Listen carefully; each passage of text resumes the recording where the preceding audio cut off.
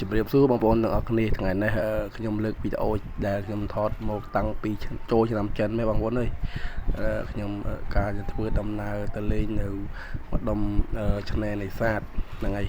ឥឡូវនេះខ្ញុំមកបង្ហាញនៅគ្រឿងសមុទ្រស្រស់ដែលល្បីនៅម្ដុំឆ្នេរនេសាទហ្នឹងគឺឆ្ងាញ់ណាស់បងប្អូនអើយបងប្អូនដែលធ្លាប់ទៅឆ្នេរនេសាទគាត់នឹងដឹងអំពី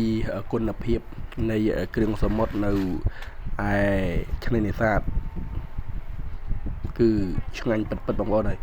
មានក្តាមមានមឹកស្នូកក្តាមហ្នឹងហើយកាលពីខ្ញុំទៅហ្នឹងអត់សូវមានបកាទេបងប្អូនមានតិចដែរមានត្រីធូណាអីយ៉ាងទៅបងប្អូនវាច្រើនដែរត្រីញៀនអធិស្ឋានត្រីញៀនហ្នឹងហើយមានក្តាមមានត្រីញៀនមានស្អីបកាមានមឹកស្នូកមានអីច្រើនបងប្អូននេះខ្ញុំសុំគាត់ថតមានមឹកពេញពីងមានអីយ៉ាងទៅតែ original បងប្អូនចេញពីកន្លែងពិតតែម្ដងហ្នឹងហើយខ្ញុំសុំគាត់ថតចឹងទៅឲ្យសំឡេងខ្ញុំអត់លុបទេបងប្អូនព្រោះខ្ញុំចាក់ឲ្យបដាឲ្យស្ដាប់ចឹងណាព្រោះប្រហែលជាមានសំឡេងរំខានទៅយ៉ាងបងប្អូនអើយនេះបកាស្រស់នេះគឺ1គីឡូតែ 10000 ទេបងប្អូនហើយមឹកអីហ្នឹងហើយបងប្អូនហើយ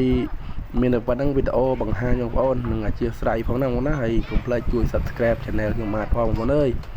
ហ្នឹងហើយបងប្អូនឆ្នេរនេសាទគឺ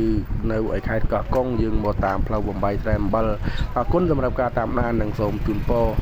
បងប្អូនទាំងអស់ឲ្យបានតែសេចក្តីសុខនិងសេចក្តីចម្រើននិងជម្រាបលាបងប្អូនណាសុខសប្បាយទាំងអស់គ្នា